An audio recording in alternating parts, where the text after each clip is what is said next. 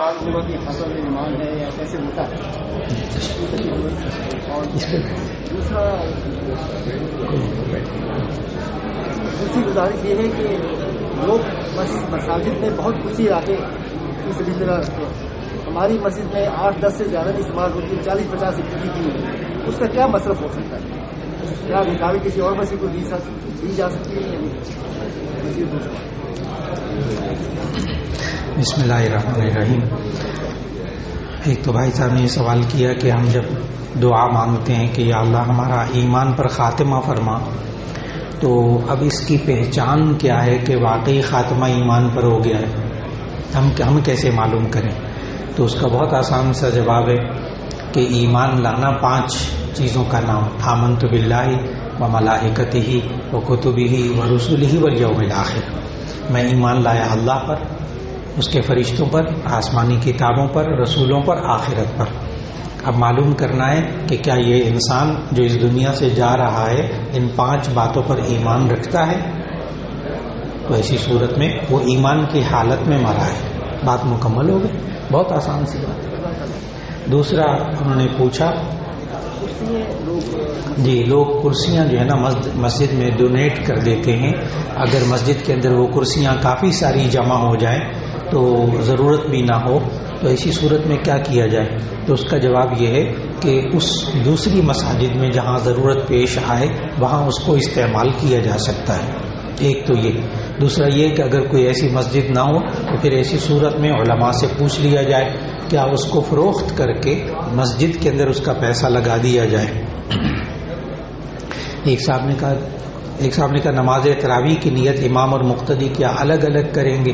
تو اس کا جواب یہ ہے کہ نماز تراویح کی نیت امام اور مقتدی, امام تو یہ نیت کرے گا کہ میں تراویح پڑھا رہا ہوں, اور مقتدی پیچھے یہ نیت کرے گا میں پڑھ رہا ہوں. بس بات مکمل ہو گئی. نکاح والے صاحبان میں جب وہ آ جائیں مہمان تو مجھے کوئی صاحب بتا دیں کہ مہمان سارے آ گئے ہیں, فارم نکاح کا آ گیا ہے, تو میں فوری طور پر اپنا یہ سوال و جواب کا سلسلہ بند کر کے نکاح کی طرف متوجہ ہو جاؤں گا. ایک صاحب نے کہا کہ دراصل یہاں اختلافی سوال اور سیاسی سوال پوچھنا منع ہے. سیاسی سوال نہ کیجیے, اختلافی سوال نہ کیجیے. اگر کوئی ایسا ذہن میں سوال ہو تو وہ الگ سے مجھ سے پوچھ لیجیے, میں اسے انشاءاللہ جواب عرض کر دوں.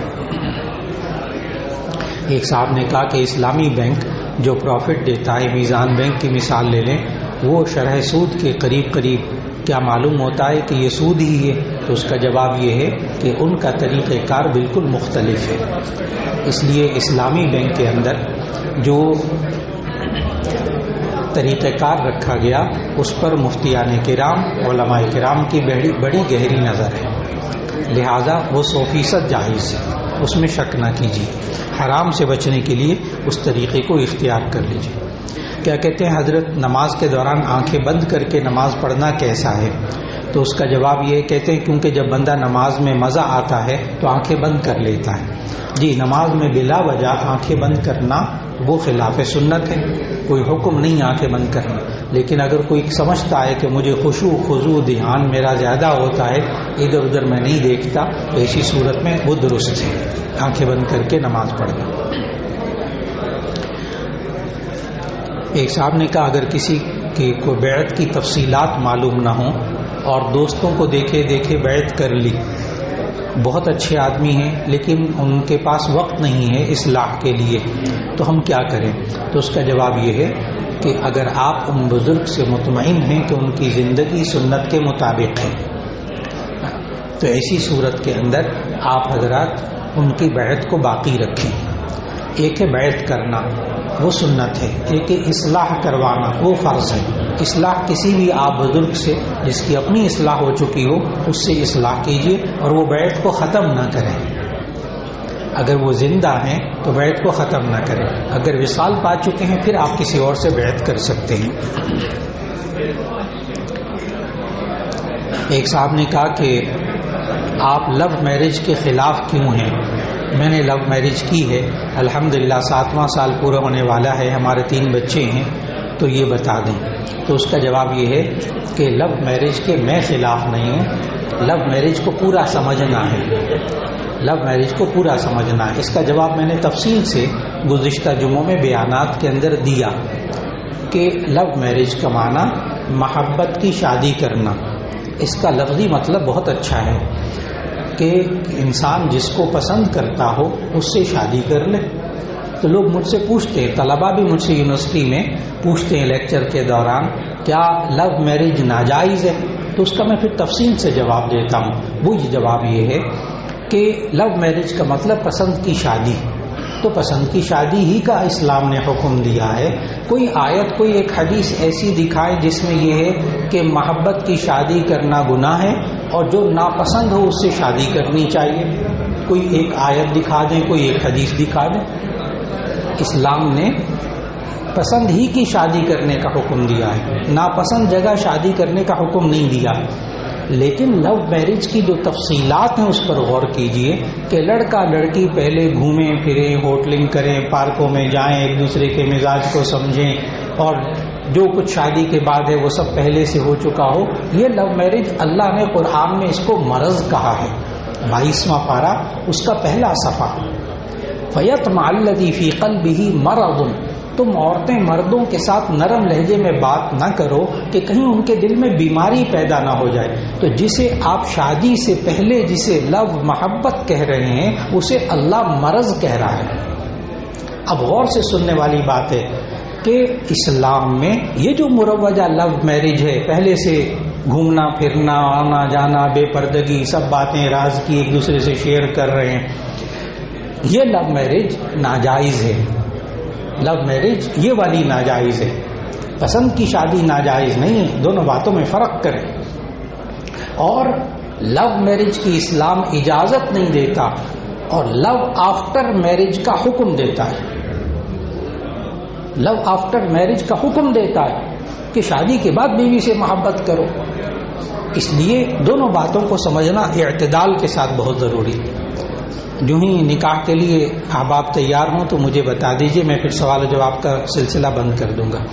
ایک کہتے ہیں کہ اگر ایک شخص شراب غلطی سے یا جان بوجھ کر، تو دونوں کا کیا حکم ہے؟ تو اس کا جواب یہ ہے کہ اگر کوئی بندہ زندگی میں کسی موقع پر شراب پی لے تو اس سے گناہ کبیرہ ہوا ہے، اب توبہ اور استغفار کر لے. یہ نہیں سمجھنا چاہیے اب اس کا حل کوئی نہیں رہا، یہ نہیں سمجھنا چاہیے.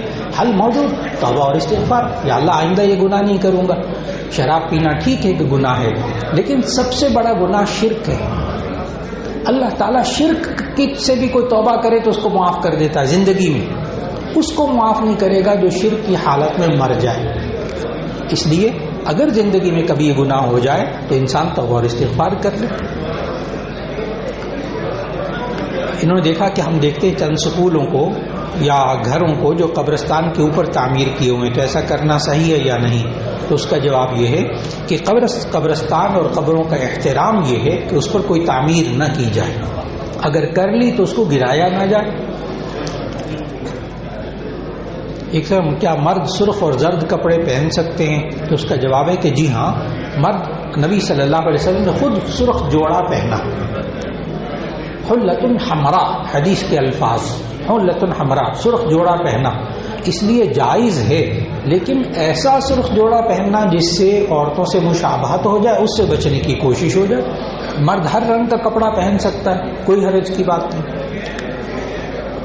ایک صاحب نے کہا کوئی چیز جیسے کیڑے کپڑے یا جوتے زکوٰۃ کی مد میں دیے جائیں تو ان کی مالیت کا حساب کیسے لگائیں؟ تو اس کا جواب یہ ہے کہ زکوٰۃ کے اندر آپ گھر کے پرانے جوتے پرانے کپڑے نہ دیں، کیونکہ زکوٰۃ کے اندر بالکل ایگزیکٹ حساب لگا کر زکوٰۃ دینا پڑتی ہے. اور آپ جو اندازہ لگا کر پرانے کپڑے اور پرانے جوتے زکوٰۃ میں دیں گے تو زکوٰۃ میں ادا ہونے میں شک رہے گا، پتہ نہیں اتنی مالیت کا تھا کہ نہیں. ہاں، آپ نئے جوتے بازار سے خرید کے کسی کو زکوٰۃ میں دے دیں وہ جائز ہے، کیونکہ ان کی قیمت متعین ہے. نئے کپڑے دے دیں خرید کر زکوٰۃ میں، وہ جائز ہیں کہ وہ متعین ہے اس کی قیمت. ایک صاحب نے کارخانے والے اپنا مال زکوٰۃ کے مد میں دے دیا تو مینوفیکچر یا مارکیٹ ریٹ کا کیا اعتبار ہوگا؟ جی، وہ جو مارکیٹ میں کسی کی فیکٹری ہے، جوتوں کی فیکٹری ہے، کپڑے کی فیکٹری ہے، وہ اپنے فیکٹری میں سے زکوٰۃ کا مال دینا چاہتا ہے تو وہ اس پر جتنی لاگت آئی ہو جتنی لاگت آئی ہو اس کے مطابق وہ اس کو دے دے، کیونکہ اس کو اتنے کی پڑی ہے، وہ چیز جتنے کی پڑی ہو اتنی مالیت کا حساب کر کے وہ زکوٰۃ میں دے سکتا ہے۔ ایک صاحب نے کہا وضو کے بعد اگر اونگ آ جائے بیٹھے بیٹھے یا نماز میں تو کیا کریں؟ اس کا جواب یہ ہے کہ اگر آپ نماز کی حالت میں سے، جو نماز کی سچویشن ہوتی ہے، نماز کی حالت ہوتی ہے، یعنی قیام، رکوع، سجود اور تشہد میں تحیات کے برابر بیٹھنا، اگر نماز کی کیفیات میں سے کسی کیفیت میں نیند آ جائے اور یہ بندہ نماز میں نہیں ہے تو اس کا وضو نہیں ٹوٹے گا، وضو نہیں ٹوٹے گا۔ لہذا اتحیات کی صورت میں بیٹھا ہو اور نیند آ جائے، جیسے خطبہ سن رہا تھا نیند آ گئی، لیکن اتحیات کی شکل میں بیٹھا تھا، کسی ستون وغیرہ کے ساتھ ٹیک نہیں لگایا ہوا تھا، تو ایسی صورت میں بالکل درست نکاح اس کا جو ہے وہ نیند سے وضو نہیں ٹوٹے گا اس کا۔ لیکن اگر ٹیک لگایا ہوا تھا تو نیند آ گئی تو اس سے وضو ٹوٹ جائے گا۔ جی جب تیار ہوں مولانا حمید الحسن صاحب تیار ہوں مجھے بتا دیجیے۔ ایک کہہ رہے ہیں کہ 100 گناہوں کے فہرست میں غیبت اور بہتان شامل نہیں ہے۔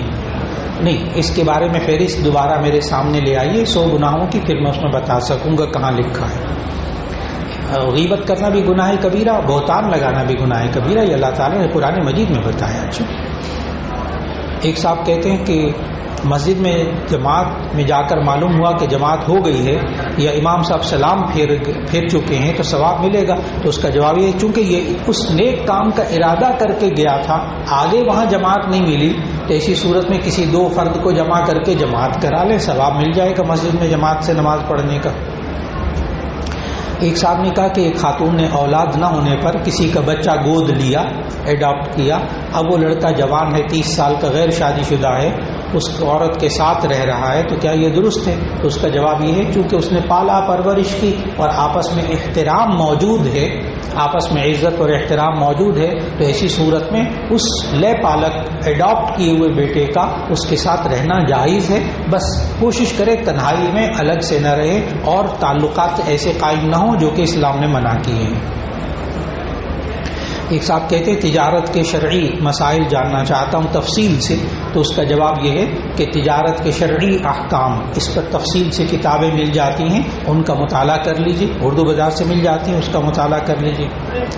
ایک صاحب نے کہا کہ ووٹ کی شرعی حیثیت کیا ہے، کیا ووٹ دینا چاہیے؟ تو اس کا جواب یہ ہے کہ یہ الگ بحث ہے کہ ووٹ جو ہے نا جمہوریت اچھی ہے، خلافت اچھی ہے، لیکن اچھی طرح یاد رکھیں کہ ووٹ دینا، مفتی شفیع صاحب رحمۃ اللہ علیہ نے، مفتی اعظم پاکستان، انہوں نے مولانا تقی عثمانی صاحب کے والد صاحب، انہوں نے کتاب لکھی ہے، رسالہ لکھا ہے ووٹ کی شرعی حیثیت، اور اس میں لکھا ہے کہ ووٹ دینا یہ ہر انسان کا فرض ہے، ووٹ میں انسان اپنی رائے دیتا ہے، ووٹ کے ذریعے انسان سفارش کرتا ہے، ووٹ کے ذریعے انسان اس بندے کو وکیل بناتا ہے کہ میں آپ کو وکیل بناتا ہوں، آپ میرے امور کے ذمہ دار ہیں۔ آج بھی جتنے مسجدوں میں نماز پڑھنے والے ہیں، اگر آج بھی کسی کو بھی ووٹ دے دیں دیانتداری کے ساتھ، اس لیے کہ میں نے اپنی سرکاری ملازمت میں رہتے ہوئے تقریباً 10 الیکشن بھگتائے ہیں، اور میری بڑی خفیہ ذمہ داریاں ہوتی تھیں سرکاری طور پر کہ میں نے بیلٹ پیپر پہنچانے ہوتے تھے الیکشن سینٹر میں، اور پھر وہاں سے رات کو شام کو لے کر دوبارہ واپس پہنچانے ہوتے تھے، تو میں سارا دن دیکھتا تھا کہ جو واقعی مخلص لوگ ہیں، نماز پڑھنے والے ہیں، وہ ووٹ دینے کے لیے نہیں جاتے۔ اگر آج سب نیک لوگ، اچھے لوگ ایک دفعہ ووٹ دینے کے لیے ووٹنگ سینٹر میں چلے جائیں، انشاءاللہ العزیز 2-3 الیکشن کے بعد حالات بدل جائیں گے۔ اور اس کی بہترین مثال، میں کھل کر بات کروں گا، بہترین مثال انگلینڈ ہے، انگلینڈ، برطانیہ، کہ وہاں اس وقت مسلمانوں کے اندر شعور پیدا ہوا، مسلمان ووٹ دینے کے لیے نکلا، تو اس وقت آج انگلینڈ کی جو پارلیمنٹ ہے اس میں 45 مسلمان ہیں، 45 مسلم ہیں، اس لیے جب 45 مسلم وہاں کے پارلیمنٹ میں چلے گئے تو وہاں سے پردے کے خلاف بل پاس نہیں ہو رہا برطانیہ کے اندر، وہاں اسلام کے خلاف کوئی ایک بل بھی پاس نہیں ہو رہا، بہت اچھی بہت واضح بات عرض کر رہا ہوں. کب؟ جب آپ میدان میں خود آئیں گے مسلمان. جی اگر نان مسلم ہیں اس کو بھی روک سکتے ہیں. جی بالکل دیکھ سکتے ہیں. ایک صاحب نے کہا کہ مسجد میں تو ہم اچھی باتیں سنتے ہیں, مسجد سے نکلنے کے بعد بری صحبت کے اثرات کیوں آ جاتے ہیں؟ تو اس کا جواب یہ ہے کہ یہ والا سوال حضرت ابو بکر صدیق رضی اللہ تعالیٰ عنہ نے نبی صلی اللہ علیہ وسلم سے کر دیا تھا. یا رسول اللہ صلی اللہ علیہ وسلم, ہم آپ کی مجلس میں بیٹھے ہوتے ہیں تو ہماری کیفیت دل کی بہت اچھی ہوتی ہے. جب ہم بازار میں جاتے ہیں, خرید و فروخت کے لیے جاتے ہیں, گھروں میں جاتے ہیں, تو ہمارے دل کی کیفیت بدل جاتی ہے. تو نبی صلی اللہ علیہ وسلم نے فرمایا یہ آپ کے ایمان کی پختگی کی دلالت ہے. اور پھر فرمایا کہ اگر تمہاری وہی کیفیت رہنے لگے 24 گھنٹے جو میری مجلس میں ہوتی ہے, تو عجیب جملہ فرمایا, اگر تمہاری وہی کیفیت رہے, حضرت ابو بکر صدیق رضی اللہ تعالیٰ عنہ کو, کہ اگر تمہاری وہی کیفیت ہو جو میرے سامنے مجلس میں تمہاری ہوتی ہے تو تم اپنی بیویوں کے پاس نہ جا سکو. بڑی گہری بات کر دی. تو انسان کی نفسیات ہے, اس انسان کو ایسا ہی ہونا چاہیے کہ جہاں اچھی باتیں ہو رہی وہاں اچھے اثرات, لیکن باہر نکل کر گناہوں سے بچ جائیں. وہ کیفیت نہ رہے تو کوئی بات نہیں. کہتے ہیں بچوں کی تربیت کے حوالے سے بچوں کی کاؤنسلنگ کی جائے, جیسا کہ آج کا عنوان تھا.